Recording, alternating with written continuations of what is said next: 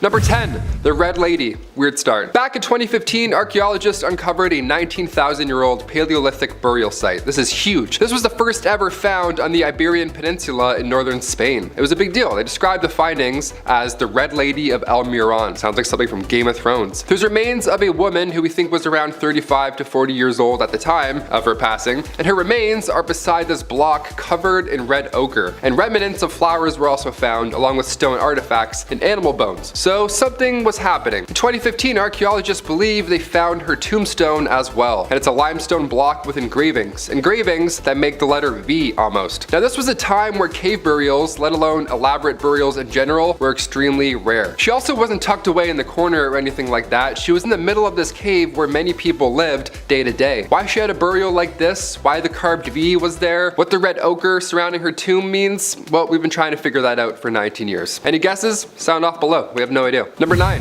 2013 Engraving Scandal. Look, I love to joke about history, especially dark history, but given the chance, I would be extremely respectful around these ancient sites, or like ancient tombs, right? The Luxor Temple in Egypt, for example. It's one of the most cherished places on earth. It's ancient history at its finest. Back in 2013, a young boy named Ding Zhaho scratched his name onto a 3,500-year-old piece of Egyptian artwork. Yeah, he wrote Ding Zhaho was here in Mandarin. Look, I'm not shaming the dude, but if you're gonna do a blank was here, do it in your locker. Do it under your desk. Anything is better than ancient artwork. That's wild. I genuinely feel bad for him. He didn't know better really at the time. His parents apologized publicly, and his school website was even hacked. Yeah, somebody mocked him and the vandalism on the school website. So, I mean, yeah, it's a bad idea, but we don't need to Game of Thrones shame the kid, you know what I mean? I'm sure he learned his lesson right from the start. According to the Egyptian Protection of Cultural Relics law, if you engrave, write, smudge anything at a heritage site, you could face jail time. Yeah, 3 months to a year. Yeah, all that for Taylor was here. I'm like, what? I had no idea, really? Number 8. Ancient entanglement. We look back to the ancient ruins of Pompeii for this one. There was once a thriving, beautiful city in ancient Rome, and Pompeii was sadly destroyed in 79 CE. The eruption of Mount Vesuvius buried the ancient city in volcanic ash. Excavation, of course, didn't begin until the 18th century, and then after a full century of careful work, the city was then reopened to the public once again. Now we're uncovering ancient restaurants and finding old graffiti. Pompeii in itself is an ancient burial site. Residents left messages on walls of buildings. There's tributes to lost loved ones all over the city. There's one exchange written on a wall about two men named Successes and Severus. Here's the message. Here we go. Successes. A weaver loves the innkeeper's girl named Iris. She, however, does not love him.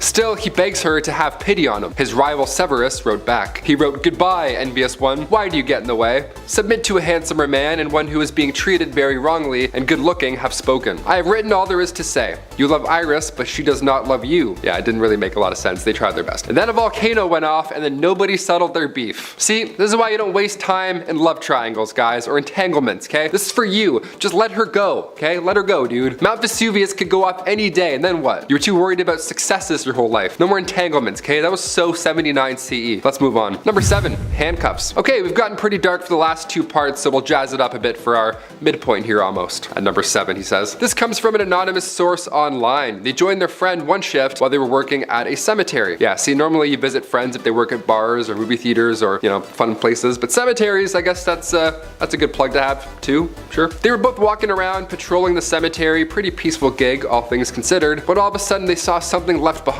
sitting on a tombstone. Yeah, dangling off a statue on the grave were pink, fluffy handcuffs. Just waiting. They laughed at the finding. I mean, of course, teach their own, you're not gonna judge. But to this day, they've never figured out just why somebody would leave handcuffs. They don't know who left them or anything about it. I mean, to be fair, they didn't ask a lot of questions afterwards. They were going around town asking about the handcuffs. Out of all the memorabilia, we're gonna go with pink handcuffs also to leave behind, really. I mean, they're pink, flowers are pink, it's festive, so yeah, maybe it's a nice one. We'll count that as a nice one. Number 6. Book of the Dead, chapter 17, and immediately back to dark stuff. Here we go. Just over a year ago, the Ministry of Tourism and Antiquities announced the discovery of Queen Neri, the wife of King Teti, aka the first pharaoh of Egypt's 6th dynasty. They found her burial shaft. There were coffins, mummies, artifacts, all that good stuff, dating back to the New Kingdom, meaning the Saqqara necropolis was used in the late period. But now, apparently, it was also used in the New Kingdom as well. That's news to us. That's huge. Perhaps the most questionable find, like I mentioned earlier, was a 4-meter long scroll. That was the 17th chapter of the Book of the Dead. My personal favorite chapter. That's a good one. Nice big character arc in that one. Funerary masks were also found, as well as miniature boats and 50 coffins. Again, this is the first time 3,000-year-old coffins were found in the Saqqara necropolis, so there's a lot of unknown in this one. Number 5. King Tut's Curse. The new Grand Egyptian Museum opened officially in 2021. And while that's quite recent, the contents displayed inside definitely are not. For the first time in history, King Tut's ancient belongings, the artifacts discovered with him, they will all be on display. Every single one of them. Prior to this museum being opened, we only saw 150 artifacts from his tomb. They took all these pieces on tour and whatnot, but now this museum will house thousands of artifacts. The final resting place for King Tut's collection. Sounds pretty dandy, right? That's over 7,000 square meters. What a display. But not all these belongings bring good feelings, apparently. Many believe we're putting King Tut's curse on full display at the same time, and those who attend the museum will be cursed forever. Yeah, personally, that's a pass for me. Walking through an ancient burial site, I don't know, I've seen Moon Knight. I'm not getting cursed today, my friends. No thank you. Number 4, the animal tombs. In part 2, I mentioned donkey remains found in St. Augustine, remains that were left behind in an odd way, you could say that. This tomb was found in the Valley of the Kings. This one makes the donkey look much more tame of an event. For starters, this animal tomb was referred to by a number rather than a name. That's a big ancient Egyptian red flag. In 1906, Edward Ayrton discovered tomb KV50, KV51, and KV52, now collectively known as the animal tombs. Sounds a little cooler as well. When officials opened KV52, it was completely empty. That's not a good sign when finding tombs. It was empty except for 2 boxes, both black and undecorated. The larger of the 2 contained the remains of a monkey, and the smaller one was a chest that had 4 compartments and again completely empty. So what happened here? Where everything went, we have no clue. At that point, you just turn around and not ask any questions. Yeah, I find an animal tomb? Buddy, see you later. Number 3, unmarked grave. This next one comes from an anonymous paranormal investigator. They didn't work at a cemetery, but they would often do walkthroughs. I'm all for hobbies, but leave families alone maybe. I don't know, just an idea. Nobody wants a guy with a squeaky radio near their family's gravesite, I bet. One grave caught this paranormal investigator's attention. There were trinkets, glass beads, and small figurines almost. Things that didn't really look like toys but kinda did. The most peculiar were a few tennis balls. What would be pretty jarring to see in the middle of a visit, a pile of tennis balls, they later learned that the first body to be buried in these ancient cemeteries were often dogs. A guard dog, yeah, to watch the human souls when they started to fill up said cemetery. Yeah, walking by a grave with bones and balls, don't be thrown off. Perhaps it was just an ancient good boy. Yeah, rest in peace, little dude. I'll bring a tennis ball next time. Number 2. Jeep tires. Heading over to Barrie, Ontario for this next one. Yeah, so close to home, but why? How could we possibly be talking about this, Taylor? All right, let me paint this picture for you first. Okay, here we go. You bury your loved one in Barrie, Ontario. It's a cold winter's night. It's February 2021. Caledon OPP gets a call that some dude is driving a Jeep around the cemetery. Yeah, the guy's just doing burnouts, just testing the capabilities of his 4-wheel drive. Yeah, so you thought the Egyptian art was bad? Somehow even worse is going on in Barrie, Ontario. No gravestones were damaged, don't worry, nothing like that happened. But now we gotta wait 2 springs until these Jeep tire marks disappear. This is so stupid. A 32-year-old Brampton man was behind the wheel for this one. Figuratively and literally. Wasn't out to deface property or anything like that. He just wanted to go mudding. Just wanted to go take her for a rip. You know, grab some Timmies, go give her a rip. Classic. What's Ontario's slogan again? Yours to discover. Nice. No wonder the gravestones weren't damaged also. It was a Jeep. The thing probably just bounced off them. It was like going. The thing got stuck almost immediately also. The guy didn't get away with any of this. It was a complete waste of time. And number 1, unknown caller. Sometimes these messages from beyond the grave aren't in writing. Sometimes there's more that needs to be said. So I just had to include this story from user Summerfield85. I figured it's a good way to end this part 3. I've heard some creepy tales in my lifetime about people who have passed away, but this one, I'm not sure I want to believe it. I don't know, it's kind of eerie. A day after this user's mother passed away, they got a phone call from an unknown number. This was a time where caller ID simply just didn't exist, by the way. You couldn't just answer and be like, oh, it's so-and-so, bye. Things were a little harder to track down. Could have been a prank, yeah, but would somebody ever do this? I certainly hope not. The next day after their mother passed, they received a call. And when they picked it up, it sounded like their mother was on the other end saying, Lolo, question mark? And then they said, Mom? And then the caller hung up and never called again. They recall the voice and how it was exactly like their late mother's voice and how Lo was a nickname she used to call her. The only person to ever call her that nickname as well. She had the same accent and everything. In the following weeks, items related to her mother began to flew across the room as well, which just reinforces this initial haunting call. Oh God. The amount of unknown calls I've ignored on purpose. Ooh. Sorry, Mom. Off in our number 10 spot, we have Baby Monster. This is a stone that, although it has a short inscription, truly does speak for itself. This stone simply has the birth and death dates with the name Baby Monster. It is entirely possible that Monster was just the last name rather than a descriptor, but let's not forget that that still means they didn't ever have a name. But let's think about if Monster was not in fact the last name.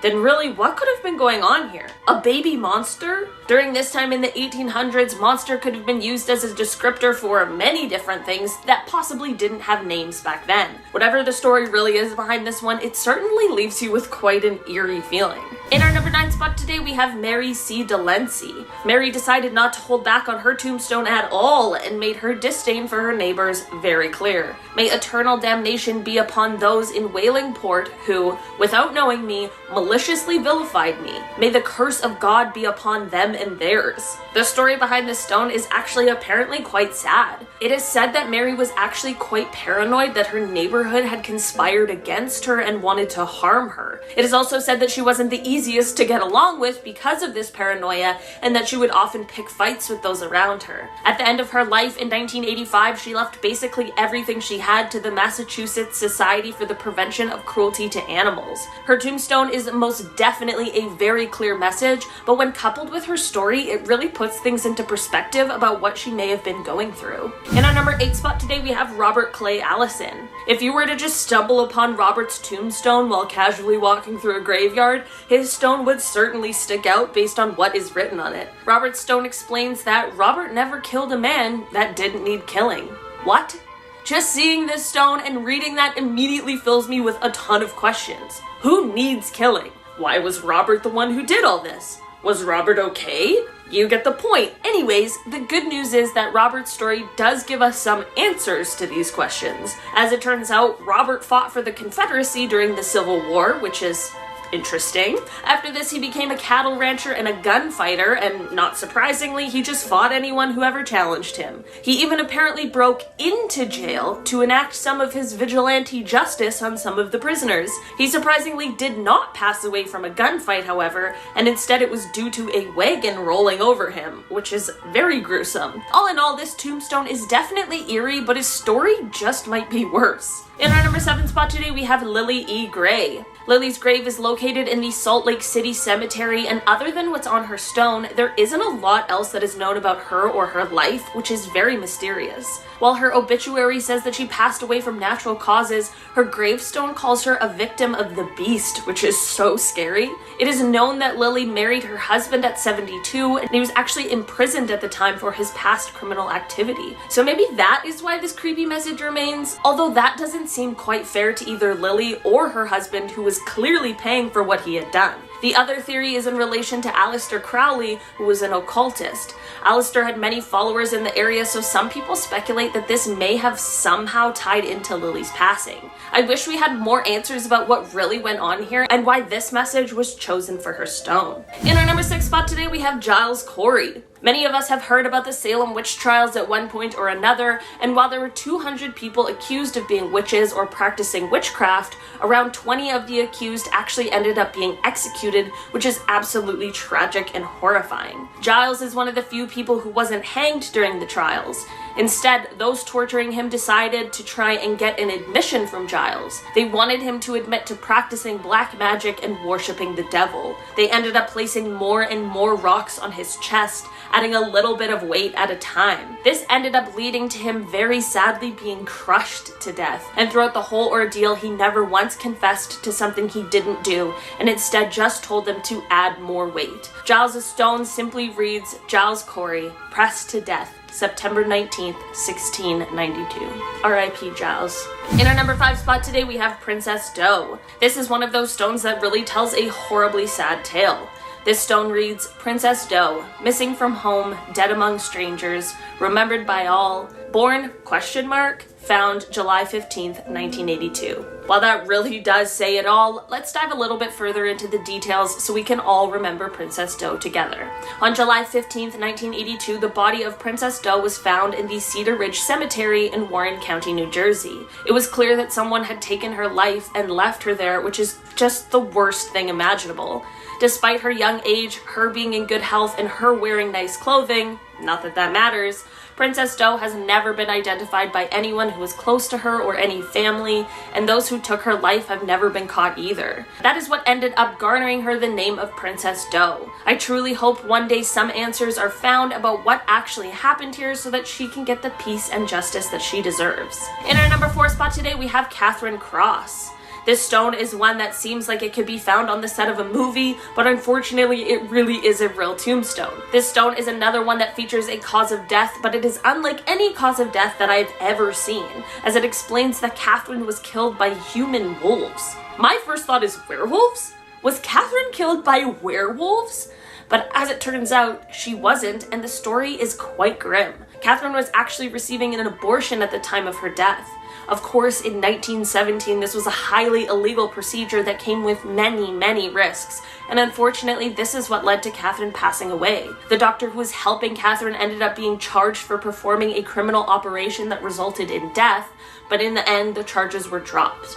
The message left on her stone really gives a glimpse into what life was like back then in regards to something like this. In our number 3 spot today, we have Eugene. This is another John Doe story, but with a twist. In 1929, the body of an older man appeared on the side of the road in Ohio. No one was ever able to identify who the man was, no one knew where he came from, or really had anything to go on. The only possible clue he had on him was an address, but it just led to a vacant lot. The closest neighbor to the address was named Eugene, so they decided to call this unidentified man Eugene as well. So, this is where the twist comes in. Instead of burying him, they decided to keep Eugene on display as a roadside attraction. I truly wish I was making that up, because first of all, Eugene deserves better than that, but also, who wants to see a dead body as a tourist attraction? For 35 years, Eugene was put on display until he was finally laid to rest. This is what led to his tombstone to read, Eugene, found dead in 1929, buried in 1964. In our number 2 spot today, we have Specimens. This gravestone is located in the Ohio Asylum for the Insane Cemetery, which already gives a creepy feeling, but this tombstone message, or lack thereof, is really haunting. This stone only has one word, and that is specimens. There's nothing else. No date, nothing to insinuate what that means. Is it a last name? I'm only left with a lot of questions and basically no answers. We've heard a lot of crazy and sad stories on this list today, so I really am hoping that there isn't one that goes along with this. If anyone knows why they would do this, please let me know in the comments down below, because this really is just a creepy mystery. In our number 1 spot today, we have Mortality. To end off our list today, we are looking at a stone that I am not sure who it belongs to or what their story is, but instead it just features a simple, eerie message that truthfully is always good to remember. The stone reads, "Reader, beware as you pass by. As you are now, so once was I. As I am now, so you will be. Therefore, prepare to follow me." This is definitely one of those ones that can send you spiraling into a full existential crisis, but it is also just a great reminder to live life to the fullest and to not take things for granted. After all, life is only short and temporary. But to be fair, if I was walking through a cemetery and just stumbled upon this message, I'd be a little freaked out, like someone was trying to send me a sign or something. Number 10, cursed tablets. Exploring ancient ruins is fun until, you find a few cursed tablets. Those kill the mood for sure.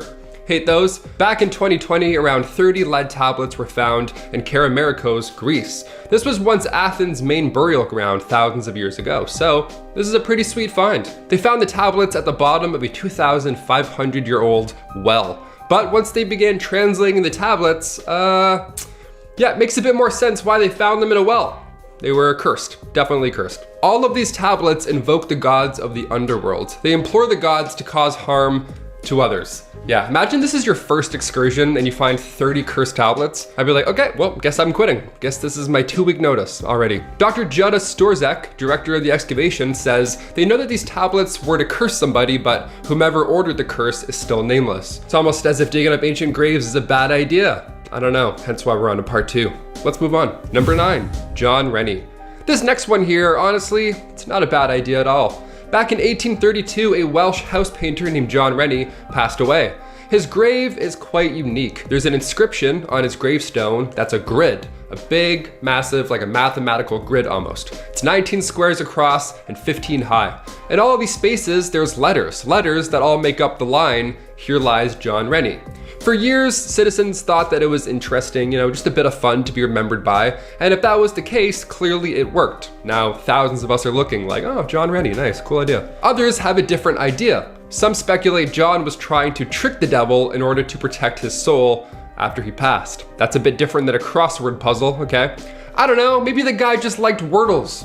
Why does it always have to be something so dark? Why is it always curses? Why is he always trying to juke out the devil? I'll do the same thing for my tombstone, but once you decode mine, it just says, smash that thumbs up. They're like, what does that mean? Number 8, remember death. Yes, can't forget about that. Death and metaxas, can't forget. Turning the calendars back to 1794, a man named James Leeson was 38 at the time of his passing, which for the time is actually not bad at all. His grave is in New York and it's one of the most visited of all times. There aren't any crossword puzzles or anything like that, just a few symbols. So a little bit lighter. That's all there is on an otherwise standard headstone.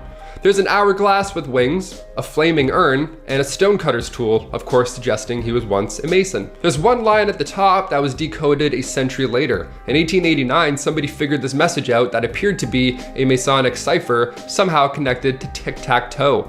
Yeah, odd. The message decoded was, remember death. Yeah, we're not forgetting anytime soon, my guy. So now that we know this, those symbols become a bit more eerie. Hourglass with wings, that symbolizes time passing quickly. The flaming urn represents a soul's immortality. Lovely, lovely stuff. I'm just gonna have that cool S that we always used to draw in elementary school. Number 6, a strange warning. Okay, just because we've been talking about graves does not mean that these messages have to be written or drawn out. Sometimes it can be as simple as leaving animal bones on the ground. That's a message that ought to speak for itself, I'd say, no? You see that, I'm like, oh, see ya, on my way. This is your cave, no problem. I'll find the next one over. In St. Augustine, for example, the remains of a donkey were found buried underground. And judging from the skull, it had clearly been hunted down by humans. That's not the mysterious part. The mysterious part is that all of the bones were carefully separated, and there's no marks to suggest that any of these tools were used. So researchers believe this donkey wasn't even used for food. The limbs were placed to point north and south. They used a donkey as a compass. How rude is that? Of all the ways to go out. What if he wanted to point east or west, Give this guy a choice. What if he's not a fan of the north or south? Donkeys in that area of Florida in the 17th century, that's not bizarre by any means, but the way that the bones were buried, that's very odd. That's an odd message right there. Besides north and south, literally pointing, that is. We'll never know. Number 5, mythical carvings. Back in 2014, a 1700-year-old cemetery was discovered along the Silk Road, which are these ancient trade routes, ancient highways rather, connecting China and the Roman Empire. In the city of Kucha, which is now northwest China, this cemetery was found along with 10 ancient tombs, one of which was referred to as M3. M3 didn't have any haunting messages per se, but it did contain several carvings of mythical creatures. There's the white tiger of the west, the black turtle of the north, the vermilion bird of the south, so far so lovely, and then there's the azure dragon of the east. So a little scarier on the back 9 there, that dragon part was a bit jarring. These mythical carvings represent different seasons and the heavens, but what could the other 6 carvings mean? Perhaps depictions of hell? Who's to say? Number 4, the ring of Senicianus.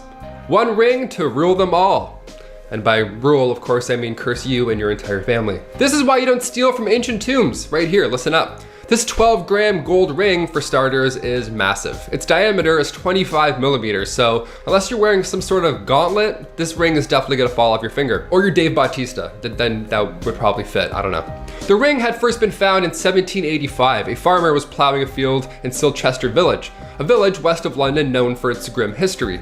In 45 AD, ancient Romans invaded that same site, and come the 17th century, it was completely abandoned. The ring was mighty and even held an inscription, a Latin inscription, of course, and it read, Senician vivas in diem. What does that mean? Well, we'll come back to it. When 1929 rolled around, new details surfaced, or resurfaced rather. The data from the ring matched an excavation that was done in the early 1900s, less than 100 miles away. a place called Renie. That's where this ring is from. At the same site, a tablet was found recalling the Celtic god of healing and hunting, and how his favorite ring got stolen. Yep, there it is. Someone's pissed.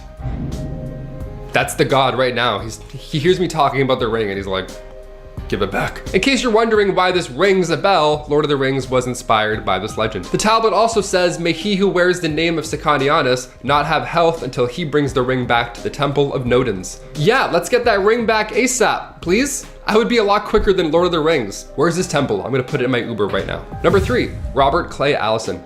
Sometimes you decipher a message on a tomb and it's peaceful, it's embracing the afterlife, especially ancient Egyptian tombs. The paintings you'll find, they're jaw-dropping. They're gorgeous. And then there's a tomb from the wild, wild west. It's not the same. It's not as much love in this tomb. For example, Robert Clay Allison. This man lived from 1840 to 1887. He was known as a rancher and of course, he loved to duel. On his tombstone, it reads, Robert Clay Allison. He never killed a man that did not need killing.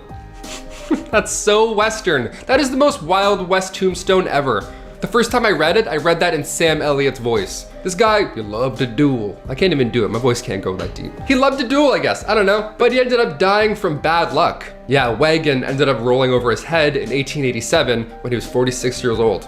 What a way to go. The guy also didn't get a headstone for 90 years. And after 90 years, that's the best way they could sum up his entire life. Never killed a man who didn't need killing.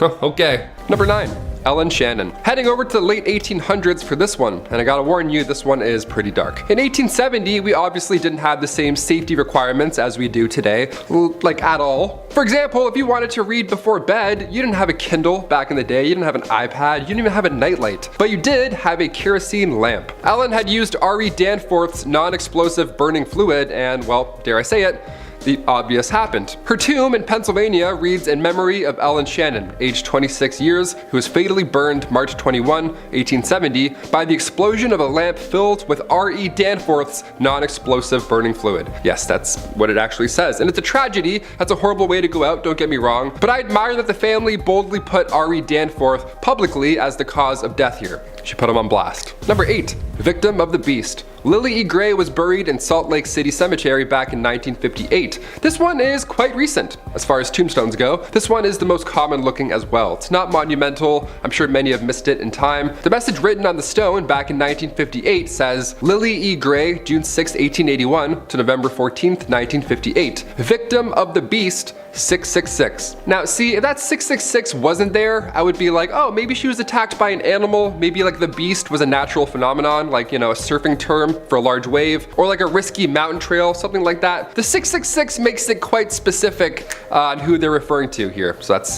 pretty haunting. The beast sounds like something sinister, something from the underworld. In the book of Revelation, the beast is literally the Antichrist. Not sure what happened here, but the area was also known to have followers of Aleister Crowley. Crowley also referred to himself as the Beast 666. It sounds like an old Hotmail when you add numbers, doesn't it? The Beast 666.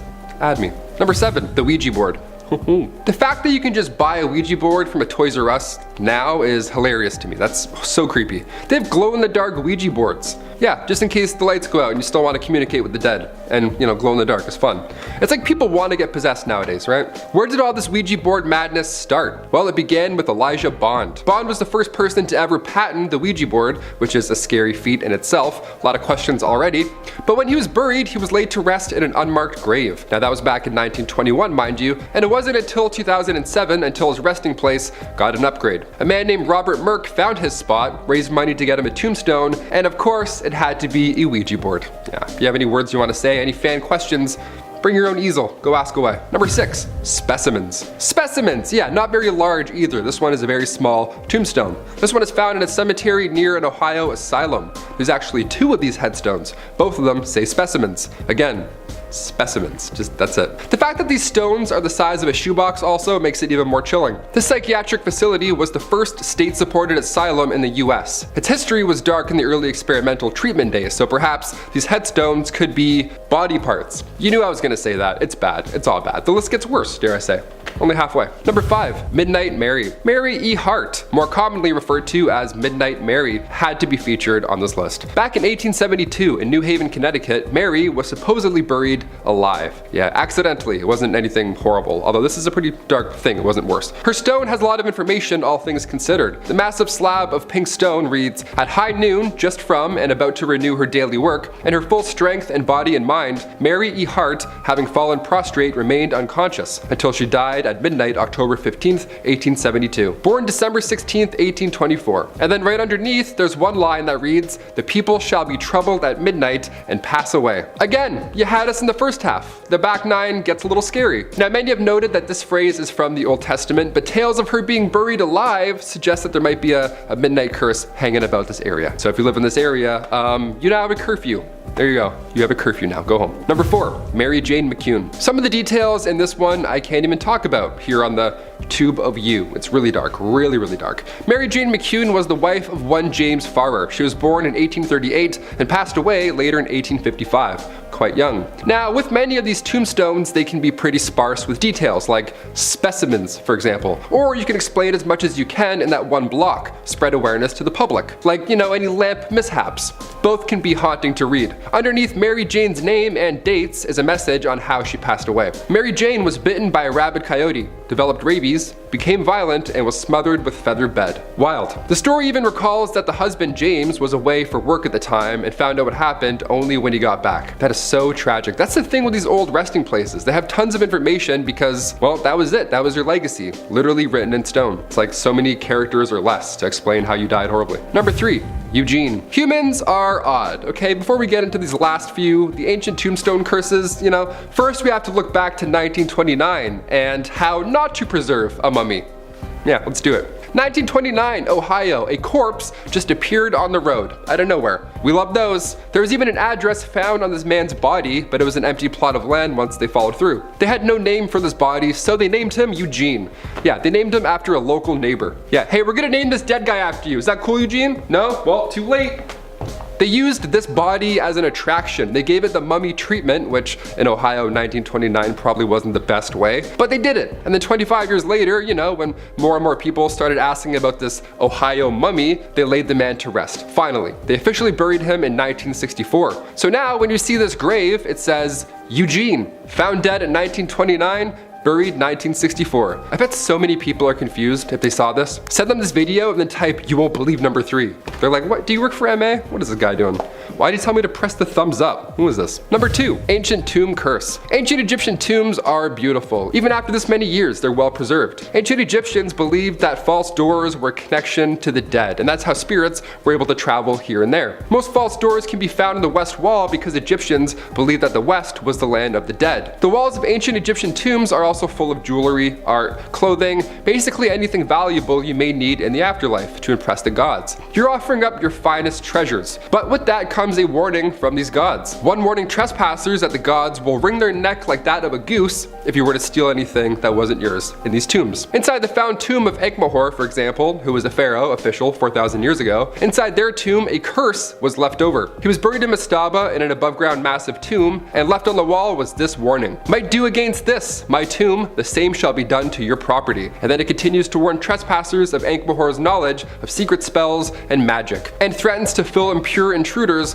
with a fear of seeing ghosts. Yeah, I think that ought to do the trick. Yeah, no way I'm messing with an ancient magician pharaoh. I'm good. I'm definitely all good. And finally, number 1, KB55. Yeah, we'll end this list on an ancient Egyptian tomb, with perhaps the most chilling message left over of all time. This tomb was found, of course, in the Valley of the Kings by Edward Ayrton back in 1907. It was discovered right next to King Tut's tomb. This was a big deal. But the reason we referred to this tomb by a number rather than a name is because, well, we still have no idea who it was made for. Even the walls of the tomb inside, they aren't covered with any hieroglyphs, no artwork, no fake doors. There isn't any clothing laying around, there's no jewelry, it's just bare, which is extremely odd given what I just told you. As you walk down the 20 steps towards KB55, you'll notice only a few markings on the entrance, markings that show that the entrance was widened since it was first cut, along with the ceiling being raised higher. So adjustments were made at some point, meaning this was not a forgotten project by any means, which makes it creepier. The only hint as to who or what is buried remains on the wall, and it's one hieroglyph. That hieroglyph translates to, "The evil one shall not live again." Yep, I sure hope not. I've seen the mummy, and I really hope not. I'm all set. Cheers. Now. Starting off this list in our number 10 spot, we have Kate McCormack. This tombstone truly leaves one of the darkest and saddest stories I have ever heard. This stone reads, Kate McCormack, seduced and pregnant by her father's friend, unwed, she died from abortion, her only choice, abandoned in life and death by family. With but a single rose from her mother, buried only through the kindness of unknown benefactors. Died February 1876, age 21, victim of an unforgiving society. Have mercy on us. The story of what happened to Kate is obviously quite clear in the message and is truly an absolute nightmare. A trip to the cemetery is always a bit of a grim experience, but when you see something like this, it really does take it to a new level. All we can do is hope that wherever Kate is now, she is resting in peace and know that we haven't forgotten her or her story. In our number 9 spot today, we have Herman Harband. Herman decided to have a headstone made ahead of time before his death, but didn't even actually end up getting buried there, which is quite interesting. Herman had a message he wanted to get across, however, and he certainly did just that. It's actually a bit of a sad and terrifying story, and it really shows the place Herman was in when he made it. The stone reads, Herman Harband, born in 1918. My wife Eleanor Arthur of Queens, New York, lived like a princess for 20 years, traveling the world with the best of everything. When I went blind, she tried to poison me, took all my money, all my medication, and left me in the dark alone and sick. It's a miracle I escaped. I won't see her in heaven because surely she's going to hell. Herman absolutely went off, but it definitely seems like he kind of had a right to, because that story is simply terrible. Good news is that Herman ended up getting remarried and he lived a happy and very long life until he passed away in 2011. In our number 8 spot today, we have Francis and Mary Huntrudes. This stone is one of the less sad ones on this list today, thankfully, and while still haunting, it's in more of a poetic or beautiful way. Or at least I think so. This tombstone is from Francis and Mary Huntrudes, and their stone tells the story of their lives and their love. It reads about how they were both born on the same day in 1600. They were married on their shared birthday. They had 12 children together, and then they both passed away on their birthdays just shortly after turning 80. That is quite some love story, and honestly, what are the chances? But the final 2 lines of the text on the tombstone really sum up the story so perfectly. They read, each tender heart so fit a match surely could never be. Both in their lives and in their deaths agree. Maybe this match was simply a serendipitous coincidence, but I definitely would like to think otherwise. In our number 7 spot today, we have the Tazacorte Martyrs Memorial. This one is a little different from the others on this list today for a couple reasons. Firstly, these are tombstones for many individuals, and secondly, because there isn't a message left with them that I want to talk about, but instead just the entire eerie nature of the whole situation. This may appear as a gravesite that has been flooded, but it's actually an underwater memorial. In 1570, a group of Jesuit missionaries boarded a ship from Portugal to Brazil. A French pirate named Jacques Souris boarded the ship along with them, and from there, he and his men took the lives of all of the priests. Some of them even had their limbs cut off before they were thrown overboard. The lone survivor of this day was the ship's cook. The memorial features 40 crosses for each of the lives lost, and it is located near the area of the massacre, which is close to La Palma Island, 18 meters below the surface. I might be alone in this belief, but I think that there is just something extremely haunting about an underwater memorial. In our number 6 spot today, we have Jeremy Bibb Balisok. This tombstone goes hand in hand with an absolutely insane story about Jerry's life. The short of it is that Jerry, who is a professional wrestler, ended up vanishing after getting in trouble with the law. He was wanted for charges of fraud, and while no one knew his whereabouts for 6 months, when his mother picked up a magazine one day which featured the victims of the horrible cultist Jonestown massacre, she sadly saw her son's picture alongside all of the others. This led to there being a tombstone, of course, made for Jerry, although his body would have been already buried in California. So, this all happened in 1978, but let's flash forward to 1990. In that year, a man named Ricky A. Weta was arrested for attempting to take someone's life. He was fingerprinted upon his arrest, and who would have thought, Ricky turned out to be none other than the presumed dead Jerry. This whole story was, of course, huge national news because how could this have possibly happened? In the end, Jerry was caught and brought to justice. a few separate times, before he passed away in a prison in Nicaragua from a heart attack that was brought on by the heat in the prison, which is a whole separate issue we'll have to save for another video. In our number 4 spot today, we have Mona Harold Vanni. This tombstone reads as a letter written to Mona from her children, but it certainly is not what you'd be expecting. Instead of the nice and lovely message you might think, Mona's 3 children detail what an absolute nightmare she was to them growing up. The stone reads, "To our mother. You spent your life expressing animosity for nearly every person you encountered, including your children. Within hours of his death, you even managed to declare your husband of 57 years an unsuited spouse or father. Hopefully you are now insulated from all of the dissatisfaction you found in human relationships." Wow, they really did not hold back one little bit.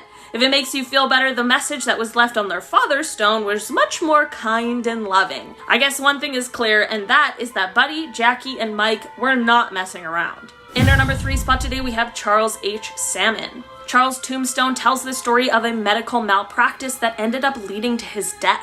Basically what happened is that Charles fell ill with a cold and was given medicine to help treat it. Little did he know, but he wasn't given the proper medicine, but was instead given morphine. When he went back to the doctor to explain that he wasn't getting any better, they also gave him morphine, and this caused him to end up overdosing on the drug. It truly is not quite clear how this could have possibly happened, and I'm not sure if Charles' family ever saw any form of justice for this terrible mistake, but it really is just such an awful story. In our number 2 spot today, we have Andrew J. Olszak. Andrew's tombstone is really straight to the point, but it is one of the saddest we have on today's list. His stone reads, "Abandoned in old age by wife and children. May God be more understanding and merciful." There really is a lot to unpack here. First, I have so many questions as to what happened and what led to this abandonment. Second, I have to know if this is his way of sticking it to his family who he claims abandoned him, or if this is more of just a simple goodbye. Either way, whatever the details are behind this story, coming upon this message in a graveyard would certainly make your heart sink a bit, and definitely be one of those things that you just remember. In our number 1 spot today, we have Leo Matlovich. Leo's tombstone is one that is certainly not easily forgotten. This stone doesn't even say his name, but the reason for that will become quite clear. First, we have to tell Leo's story. Leo was a war hero in the Air Force, and he challenged the policy of homosexuality in the military. Through Leo's bravery and activism, he was able to actually change a few things for gay people serving in the military, the effects of which can still be seen today. Despite Leo receiving both a Bronze Star and a Purple Heart for his service, in the end he was still discharged for being a gay man. He ended up passing away in San Francisco in 1988 after complications from HIV/AIDS. His tombstone reads, "A gay Vietnam veteran. While I was in the military, they gave me a medal for killing 2 men and a discharge for loving one." There is nothing I could possibly say that would be more profound than that, so I'll just end off this point by saying Leo and all the things he did and fought for will truly never be forgotten.